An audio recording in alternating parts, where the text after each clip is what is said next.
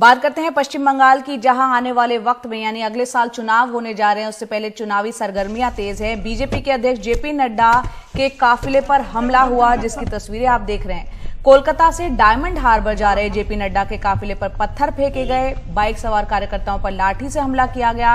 इस घटना में कई गाड़ियों के शीशे भी टूटे और बीजेपी के बंगाल प्रभारी कैलाश विजयवर्गीय और कुछ दूसरे नेताओं को चोटें भी आई हैं।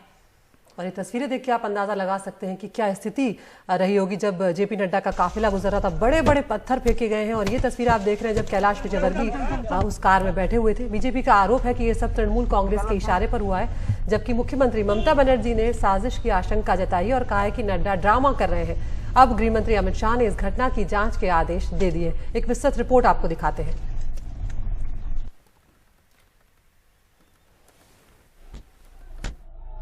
बीजेपी अध्यक्ष जेपी नड्डा के काफिले पर हैरान करने वाले हमले की नाटकीय तस्वीरें।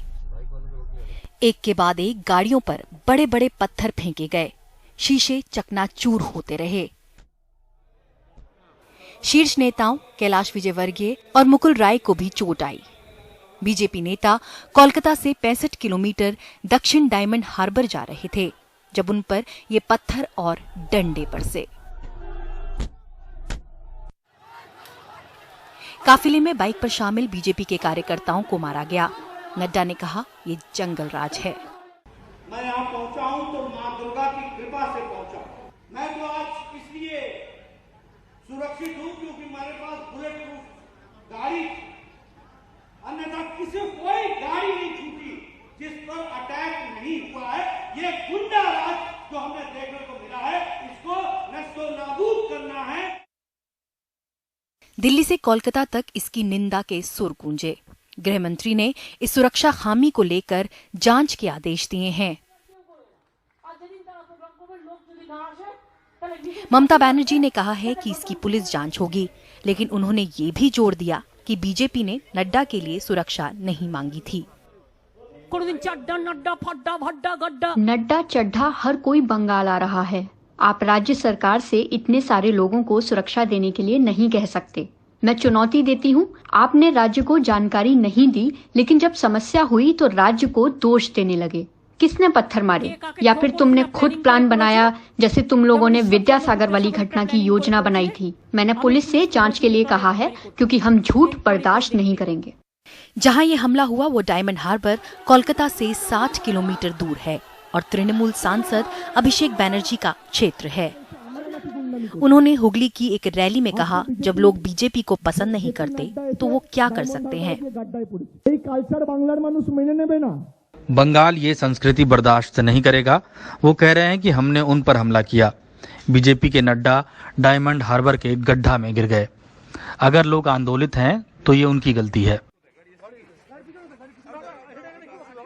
वैसे इस हमले के एक दिन पहले बीजेपी के प्रदेश अध्यक्ष दिलीप घोष ने गृह मंत्रालय को लिखकर नड्डा की सुरक्षा को लेकर चिंता जताई थी।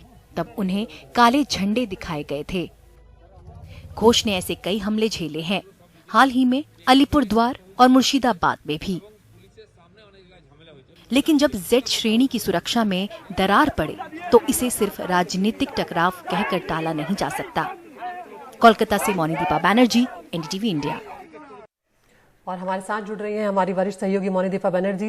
मोनीदीपा, जिस तरह की तस्वीरें सामने आई हैं ये वाकई हैरान कर देने वाली हैं। बड़े बड़े पत्थर जो हैं वो गाड़ियों में फेंके गए हैं, शीशे टूटे हुए हैं, कैलाश विजयवर्गीय को चोट भी लगी है। ममता बनर्जी भले ही इसे साजिश करार दें या ड्रामा करार दें, लेकिन लॉ एंड ऑर्डर जो है वो राज्य सरकार की जिम्मेदारी होती है और राज्य की मुखिया ममता बनर्जी है, तो सवाल तो उन पर उठना लाजमी है। जरूर, जो कल बीजेपी के प्रेसिडेंट कह रहे थे और ये बीजेपी के नेताओं भी कह रहे हैं कि जो सीआईएसएफ के जो कमांडोज थे कॉन्वॉय के साथ, उन्होंने भाग दौड़ करके किसी तरह कॉन्वॉय को आगे निकाला। अगर वो नहीं करते पता नहीं क्या हो जाता। उनका ये कहना था कि जो सीआईएसएफ के जवान हैं उनका ड्यूटी है प्रोटेक्टी को संभालना, ऐसा नहीं कि लॉ एंड ऑर्डर को संभालना। लॉ एंड ऑर्डर का संभालने का काम तो स्टेट का होता है।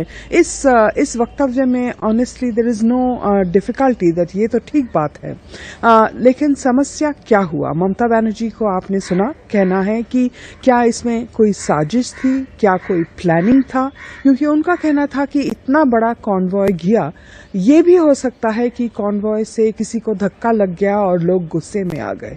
वैसे पुलिस प्रोब होगा, सच बात तो निकलेगी, लेकिन इस बीच गृह मंत्री ने कहा दे वांट अ रिपोर्ट सरकार से, और उन्होंने गवर्नर को भी कहा है कि आप एक हमें रिपोर्ट दीजिए।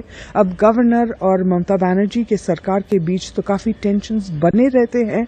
कल डीजीपी और चीफ सेक्रेटरी जाकर मिले गवर्नर से, लेकिन उसके बाद भी गवर्नर ने ट्वीट करके कहा कि उनका जो इंफॉर्मेशन था उस घटना के बारे में, मिस्टर नड्डा के कॉन्वॉय के अटैक के बारे में जो उन्होंने जानकारी मांगी थी वो उनको नहीं मिला। तो अब जो फोकस होगा वो है स्टेट गवर्नमेंट इस बात पर कैसे रिस्पॉन्ड करती है। आज गवर्नर 12 बजे एक प्रेस कॉन्फ्रेंस भी करेंगे, उस पर सबका नजर। बहुत शुक्रिया मोनिदीपा आपका इस तमाम जानकारी के लिए। तो यहाँ पर गृह मंत्री ने जांच के आदेश दे दिए और राज्यपाल आज प्रेस कॉन्फ्रेंस करने वाले हैं।